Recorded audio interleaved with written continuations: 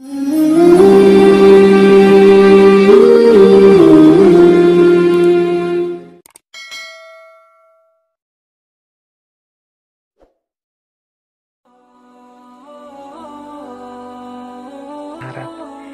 ketika Umar bin Khattab menyatakan begini, la tanzuru ila siyami ahadin wala ila sholatihi walakinin zuru ila man idza hadasa sodako wa idza tumina abda wa idza asfa ay hamma bil maksiyah waro'ah. Ini pelajaran tentang pengendalian diri. Artinya yang pertama, janganlah kalian melihat puasanya seseorang atau sholatnya seseorang, tetapi lihatlah orang-orang itu yang ketika berkata-kata yang keluar adalah kebenaran. Dan ketika diberi amanah, mereka menunaikan. Dan ketika mereka ingin melakukan maksiat, mereka menahan diri. Dari nasihat Khalifah Umar ini, yang pertama, untuk menetapkan kualitas seseorang, tidak bisa kita hanya melihat secara kuantitas aspek-aspek lahiriahnya saja. Di situ secara jelas disampaikan, jangan hanya melihat puasanya saja atau sholatnya saja. Karena kadang-kadang ada orang itu yang puasanya serius, sholatnya kelihatan serius, tetapi kelakuannya sehari-hari, perilaku-perilaku di luar sholat, di luar puasa, berkebalikan dengan semangatnya sholat maupun semangatnya puasa. Jadi pesannya Umar ini kepada kita adalah untuk kalau melihat seseorang itu jangan hanya lihat sholatnya atau puasanya. Khawatirnya kita tertipu, nanti kita anggap wah orang ini sholatnya sudah tekun, puasanya juga sudah rajin sekali, pasti orang baik. Nah, kalau hanya lihat itu kita bisa tertipu. Maka lihatlah pada aspek-aspek lain. Yang disarankan oleh Umar adalah cari orang, lihatlah, nilailah orang itu yang pertama saat dia bicara. Kalau dia bicara, itu yang diomongkan kebenaran atau kebohongan. Atau mungkin dia melakukan manipulasi-manipulasi informasi dan lain sebagainya. Jadi yang pertama coba yang dia omongkan. Jujur, benar, atau bohong atau salah. Yang kedua, lihat tanggung jawab dia.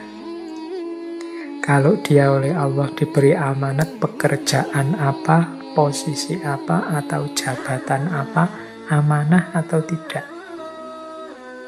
Dia curang enggak? Dia korupsi enggak? Dia males enggak? Dia santai-santai enggak? Dan lain sebagainya. Nah, itu kan parameter dari amanah yang dia emban.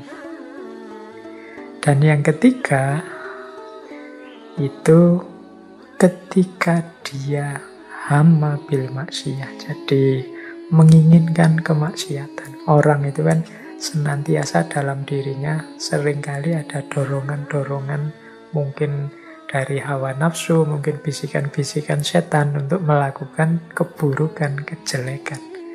Itu mampu ndak dia menahan diri? Nah ini, lupa gimana Pak? Untuk mendeteksi ada dorongan atau tidak kalau kita bukan yang ngalami langsung. Ya mungkin bisa dilihat dari lingkungannya. Loh itu teman-temannya loh sudah melakukan hal yang sia-sia semua. Dia saja yang enggak. Oh yang lain sudah curang. Dia sendiri yang enggak curang. Itu kan berarti menunjukkan orang yang mampu menahan diri. Jadi apakah dia kalau ngomong lurus, apakah dia kalau diberi amanat bertanggung jawab, apakah dia mampu menahan diri.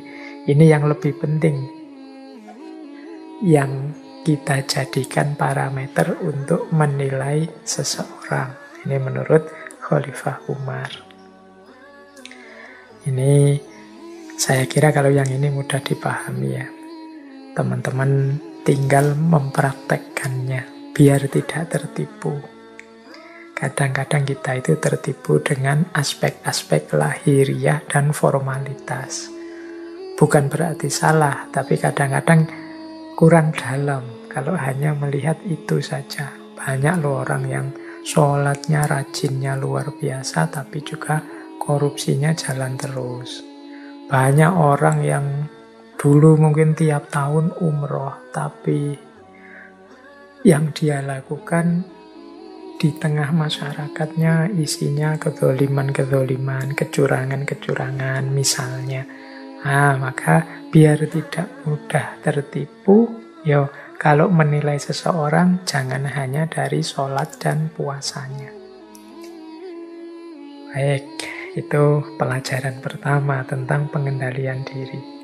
Pelajaran kedua, kalau ini mungkin ada yang tidak setuju, ada yang setuju.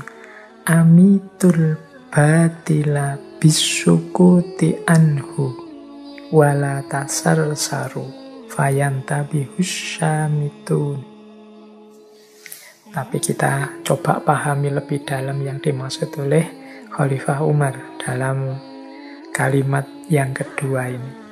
Bunuhlah amitul batila, bunuhlah kesesatan itu bisukuti anhu, dengan mendiamkannya. Wala tasarsaru, jangan kamu sebar-sebarkan dengan gosip dan lain-lain. Fayantabihus syamitun, sehingga membuat para pemfitnah terbangun. Sehingga terus dia terbangun, berarti dia kemudian menyebarkan fitnah-fitnah yang sampai padanya. Jadi ini menurut saya nasihat yang kedua ini penting untuk kita pedomani dalam kasus kadang-kadang ada kesalahan-kesalahan, kekeliruan-kekeliruan yang dilakukan oleh orang-orang di sekeliling kita, yang itu lebih baik kita diamkan. Atau seandainya harus diingatkan, kita ingatkan secara diam-diam. Tidak usah dipublish, tidak usah diumumkan di khalayak.